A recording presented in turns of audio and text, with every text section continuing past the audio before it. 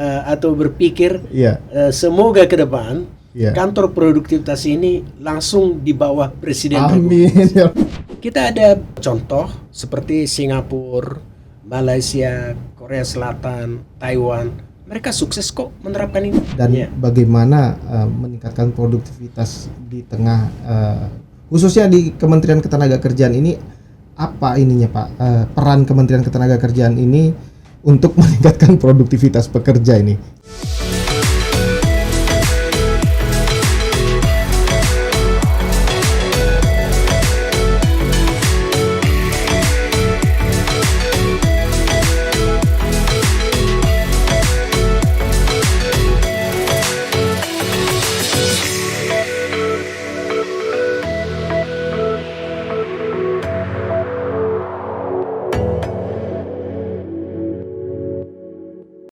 Assalamualaikum warahmatullahi wabarakatuh. Salam sejahtera bagi kita semua. Halo rekan nakers dan sobat produktivitas. Senang sekali saya Raden Muhammad Akbar dari Direktorat Bina Peningkatan Produktivitas dapat hadir pada hari ini menemani Anda dalam podcast Productivity Talk. Podcast ini terselenggara berkat kolaborasi antara Direktorat Bina Peningkatan Produktivitas Kementerian Ketenagakerjaan, lalu Pusat Pasar Kerja Indonesia atau Pasker ID, Gerakan Nasional Indonesia Kompeten GNIK, Ikatan Alumni Teknik Industri ITB, serta Asosiasi Profesi Produktivitas Indonesia atau APRODI.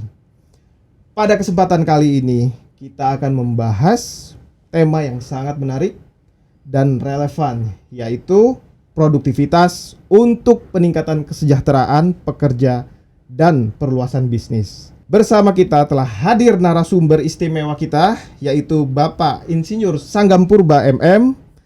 Selamat pagi pada hari ini Pak. Pagi Pak Bar. Selaku Ketua Umum dari Asosiasi Profesi Produktivitas Indonesia atau APRODI, beliau akan berbagi pandangan strategi sekaligus inspirasi bagaimana produktivitas dapat menjadi kunci dalam mendorong kesejahteraan tenaga kerja sekaligus memperluas daya saing bisnis di era yang penuh tantangan ini.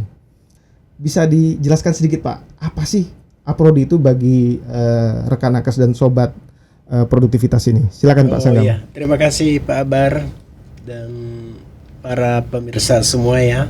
Saya ini kesempatan yang baik bagi saya menjelaskan APRODI kan gitu.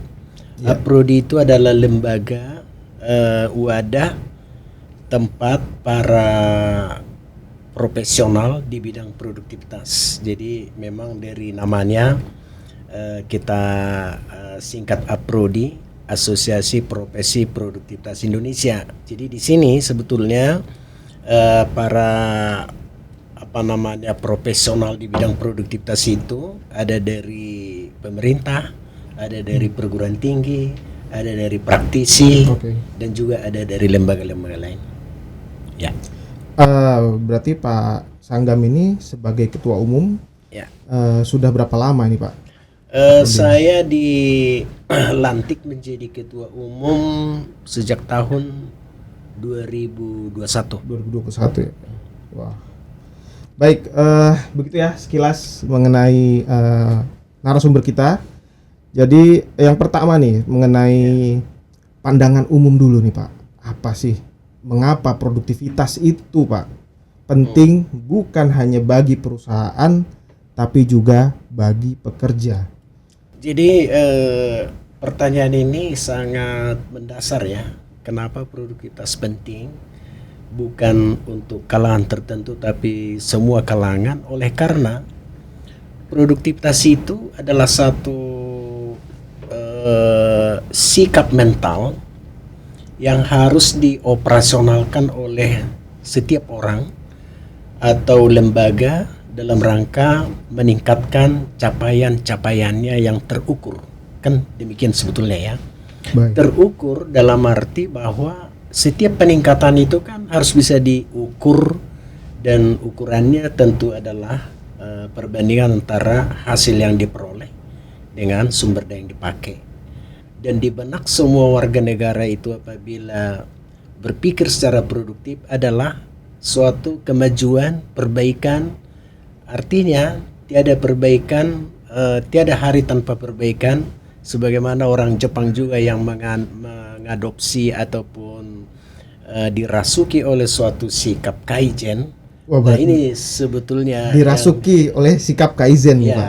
ya, Berarti saya sebut dirasuki. dirasuki ya. Ada satu sikap hidup Oke. yang merasuk di dalam diri setiap warga negara orang Jepang itu, bahwa seolah-olah mereka, kehidupan mereka itu selalu diwarnai oleh perbaikan-perbaikan secara terus-menerus. Itu yang kita inginkan sebetulnya.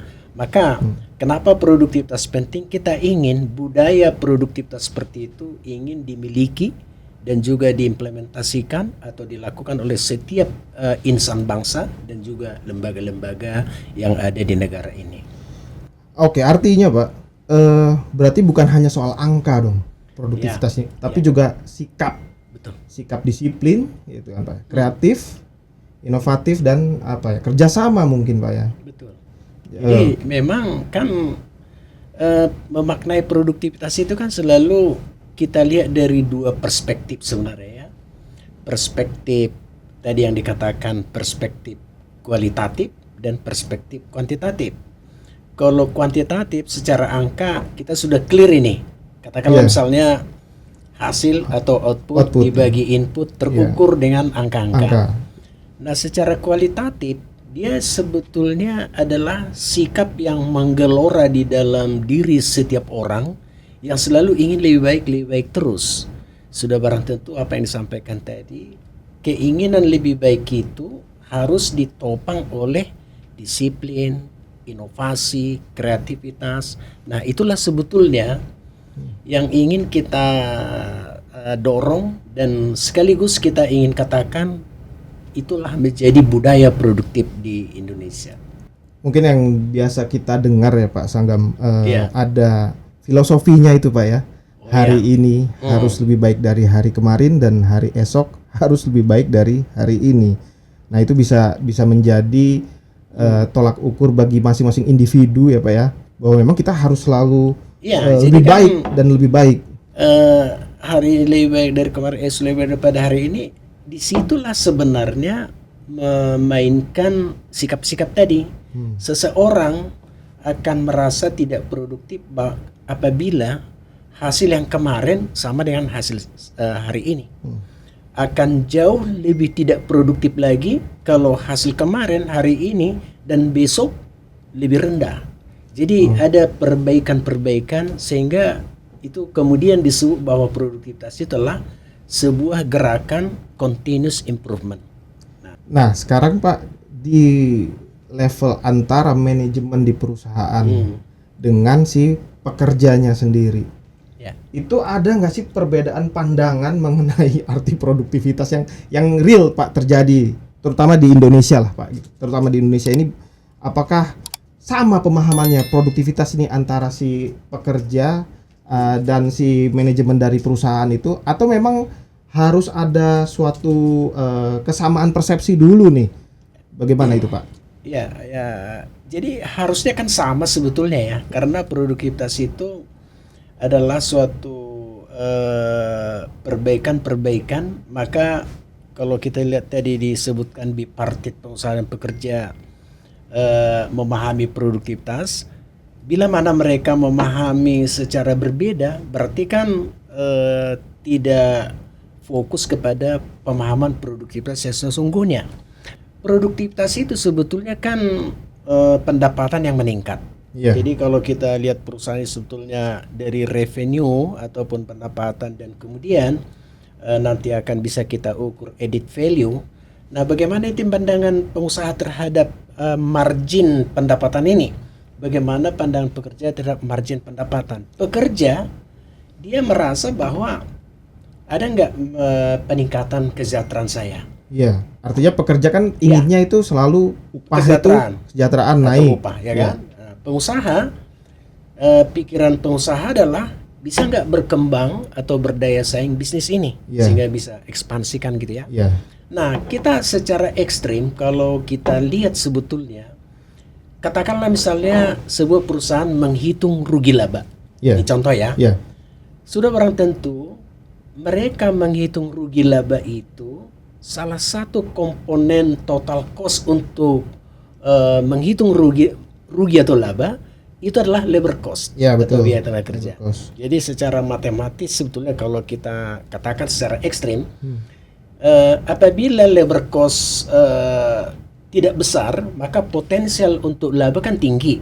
Sebaliknya, kalau labor cost gede besar, maka itu akan berdampak kepada pengurangan potensi laba. Nah, sekarang Pak, kalau yang Bapak sampaikan tadi, skenario produktivitas kayak ada survival, recovery, terus ekspansi. Nah, jika di tengah ketidakpastian ekonomi sekarang ini, apalagi ada tarif dari Trump segala macam itu, perusahaan tuh bisa tetap survive gitu ya, tapi tetap dalam posisi meningkatkan produktivitasnya. Ya. Sekarang kan banyak nih terjadi PHK nih Pak. Nah, itu bagaimana itu sebuah perusahaan itu bisa tetap meningkatkan produktivitasnya? Pakai skenario seperti apa ini Pak? Oh iya, jadi kalau mungkin Mas Akbar ingin melihat bagaimana produktivitas itu diskenariokan dalam kondisi ekonomi yang berbeda-beda, Betul, kan Pak. gitu ya. Ya memang skenario yang paling diingini oleh pengusaha adalah ada dua sebetulnya, yaitu output meningkat, input turun. Ya, Ya kan? ya jelas itu Pak. Siapa sih yang tidak Siapa suka? yang tidak suka seperti itu Pak? Pendapatannya besar, tapi yang dikeluarkan sekecil-kecilnya nih Pak bagi perusahaan. Pengusaha punya kesempatan untuk memperbesar pendapatan, Yes. tetapi di waktu yang sama mereka mampu mereduksi Iya, sumber daya. Yang kedua yang mereka sukai adalah yaitu ada toleransi peningkatan input oleh karena peningkatan harga bahan, kemudian ada keinginan kenaikan upah, tentu input kan meningkat. Tetapi ada jaminan peningkatan input itu harus mendongkrak pertumbuhan output yang jauh lebih besar. Nah, Maka izin, Pak. bukan tidak mungkin di dalam efisiensi input itu pengurangan tenaga kerja. Nah, itu Pak. Jadi artinya pengurangan tenaga kerja itu apakah diganti dengan mesin maksudnya atau seperti apa Pak? Tentu saja mereka berhitung ya. Iya, Kalau orang diganti dengan mesin, tentu mereka akan berhitung ini. iya. Mengganti orang dengan mesin, kehilangan dia terbebas dari membayar upah, tetapi investasi, investasi untuk yang mesin besar. baru tersebut. Kalau itu lebih besar, mereka nggak lakukan. Iya. Nah, itu makanya kalau kita lihat sekarang yang menerapkan skenario itu, output meningkat, input turun, itu yang anak-anak muda sekarang yang bermain digital. Oke. Mereka tidak perlu cabang-cabang, Yes. mereka tidak perlu kantor-kantor, mereka cukup bekerja di ruangan, di Iya. kamar, tapi pendapatannya meningkat. Berarti teknologi sangat berpengaruh sekali di sini Pak. Pasti. Nah, artinya dari semua itu Pak, kan kita juga ada yang namanya nih sistem pengupahan berbasis produktivitas. Apakah itu sudah benar-benar diterapkan atau tidak sih Pak? Itu sebetulnya di internal perusahaan itu mereka kan tentu didasari dengan apa sih keuntungan atau benefit dari sistem ini kan gitu kan. Iya. Nah memang kalau kita lihat secara nasional bahwa negara kita ini tidak bisa dipungkiri setiap akhir tahun kita kan capek nih Iya, betul. diskusi tentang Selalu WIMP, ada demo. ribut tentang Ribut, WIMP iya, kan gitu betul, kan. Pak. Ya kenapa? Karena aturan hukumnya di stated di regulasi dan Iya. bahkan di undang-undang. Nah sekarang Undang-Undang 13 2003 diadopsi, sebagian diadopsi di Undang-Undang Cipta Kerja, dan itu menjadi menurut emas saya menjadi sumber pertikaian di dalam merumuskan UMP ini. Kita lihat saja. Sekarang harusnya yang dipakai untuk upah 2025 ini adalah PP 51. Oke. Ya kan? Iya. Yaitu pertumbuhan inflasi ditambah pertumbuhan ekonomi kali alfa. Nah, tetapi kan banyak pihak yang tidak puas. Ada sementara perusahaan merasa itu ketinggian upahnya kalau demikian. Nah, kita lihat sekarang Jakarta 5.300.000-an, Kerawang juga hampir 5.300.000-an. Tetapi teman-teman kita yang bekerja di Jawa Tengah, Jogja kan mereka sekitar 2 2 juta. juta. Jadi ada Kan gapnya lumayan tuh, disparitasnya kan disparitas. tinggi. Ya betul. Pertanyaannya, apakah tenaga kerja di Jakarta dan Karawang itu Lebih produktif? pasti lebih produktif Ya. dibandingkan dengan Nah. di Jawa Tengah. Ya, gimana itu, Pak? Kenyataannya investor kan Ya. banyak pindah ke sana juga. Ya, Dan Jawa mereka pindah ke Jawa Tengah. Jawa Tengah, ya kan? Oke, jadi andai kata ya, Mas Akbar, kalau misalkan sistem pengupahan berbasis produktivitas yang diterapkan, inilah sebetulnya yang masuk di dalam suasana win-win. Win-win dalam artian pengusaha tidak rugi membayar upah oleh karena produktif, tenaga kerja juga diakomodir peningkatan kesejahteraannya karena dia memang produktif. Tetapi tidak akan terjadi lagi dalam sistem pengupahan berbasis produktivitas ini membayar orang yang tidak produktif. Kita ada contoh seperti Singapura, Malaysia, Korea Selatan, Taiwan. Mereka sukses kok menerapkan ini. Apalagi Singapura yang dekat negara kita. Negara tetangga. Bahkan mereka mengatakan di Singapura itu bahwa upah itu harus flexibility wage system. Jadi upah yang fleksibel maksudnya ya jika produktivitas meningkat upah meningkat. Jika produktivitas turun mereka tidak marah upahnya turun. Nah, fleksibilitasnya di situ. Berarti di situ juga ada kesepakatan juga dong Pak antara si pihak manajemen dengan si pekerja itu. Kalau sudah menerapkan sistem itu, ya bersiap-siaplah si pekerja ini kalau upahnya turun. Ya, kalau saya sih mengatakan ya, Singapura contohnya, saya melihat tidak kesepakatan lagi. Sudah lebih jauh dari kesepakatan. Karena kalau kesepakatan itu kan ada beberapa pihak, ada agreement ya. Kalau begini kita sepakat nggak? Kan begitu. Ya. Kalau orang Singapura tidak lagi demikian. Karena pemahaman itu sudah mendalam. Mereka mengalami itu dari sejarah keterpurukan bisnis pada zaman beberapa puluh tahun yang lalu, dan akhirnya pemerintah bertanya ini kepada masyarakat pengusaha. Ini gimana nih? Kalian pekerja mau nggak upahnya turun dulu untuk menunggu perusahaan ini recovery? Jadi masyarakat pekerja di sana bilang, ya oke, kami siap daripada perusahaan tutup dan kami kita PHK. juga dan kita yang juga penting, tidak dapat yang penting nanti kalau perusahaan ini perlahan-lahan bangkit, tolong dong upah kami juga ikut naik. Itu makanya fleksibilitas itu di sana.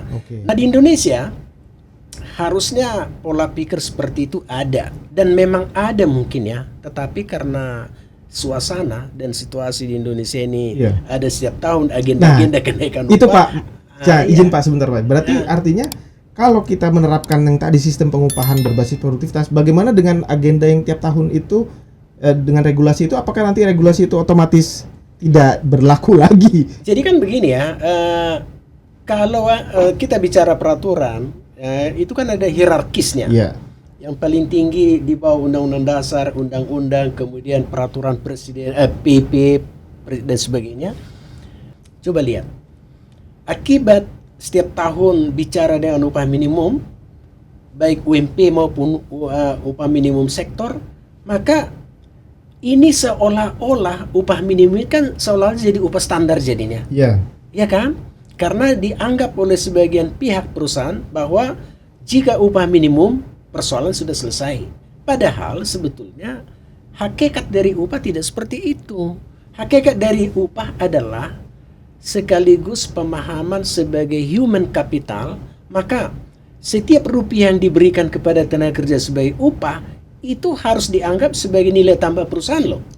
Artinya kemampuan mereka mensejahterakan pekerja itu adalah kemampuan perusahaan untuk mencetak nilai tambah dalam bisnis. Jadi apa yang dinikmati pekerja sebagai upah dan apa yang dinikmati pengusaha sebagai laba, itu kedua-duanya harus dianggap sebagai kesempatan berdua untuk memajukan pihaknya masing-masing, tetapi itu hanya bisa kalau kue produktivitas itu tercipta dengan baik. Apakah itu bisa disebut fair distribution?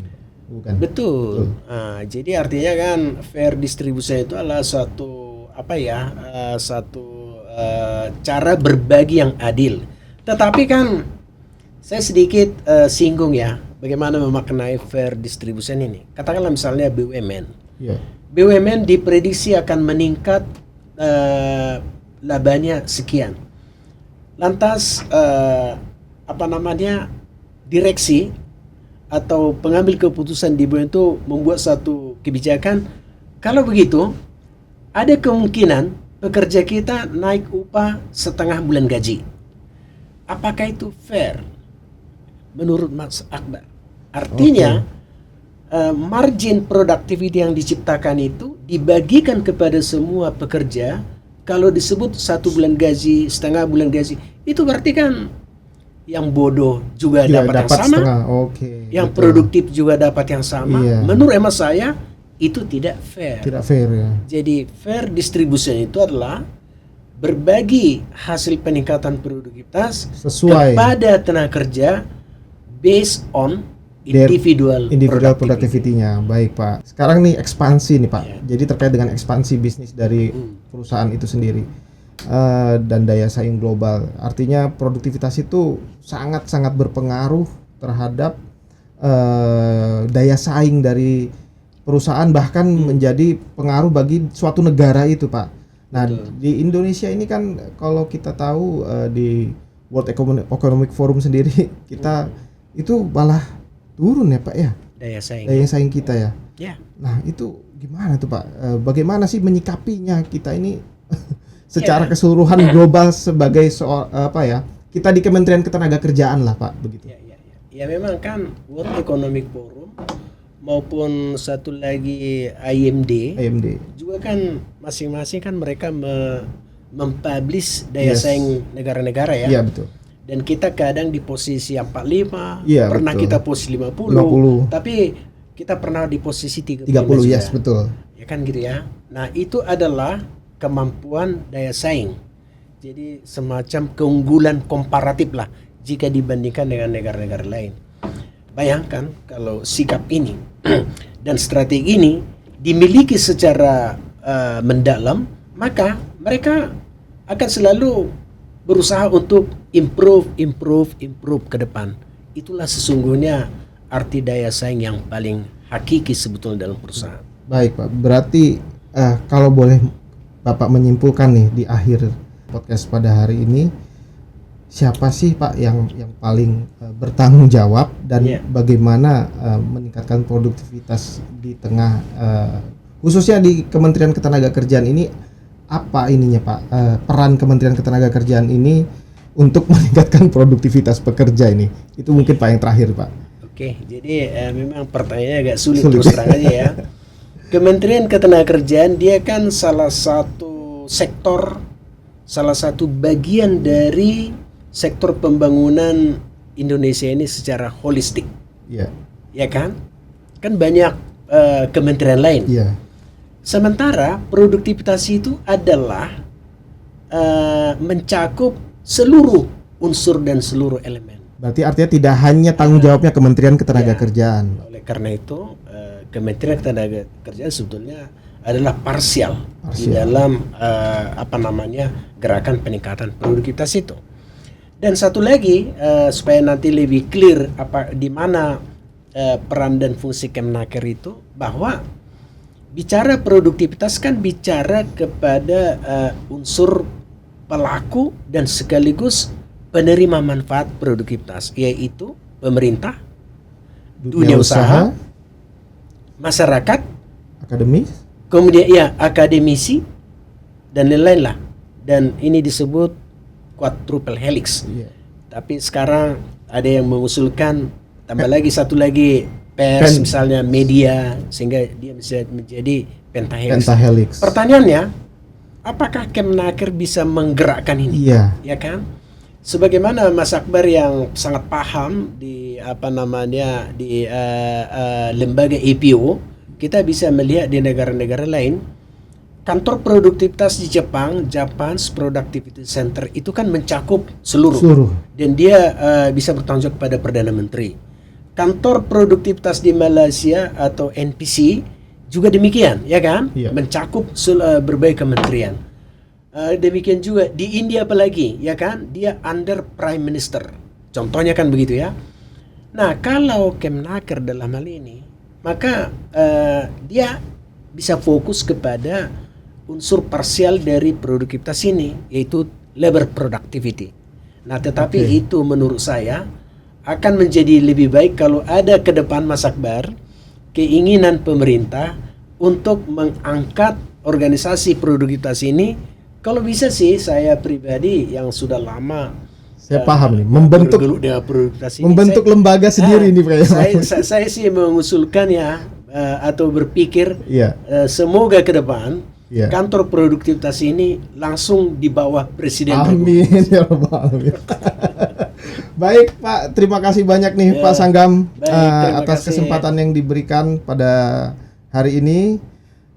Semoga kita bisa ketemu lagi Pak di podcast kami berikutnya. Dan bagi sobat produktivitas dan rekan nakers, sampai ketemu lagi di episode produktivitas berikutnya. Salam kompeten, salam produktivitas. Terima kasih. Assalamualaikum warahmatullahi wabarakatuh.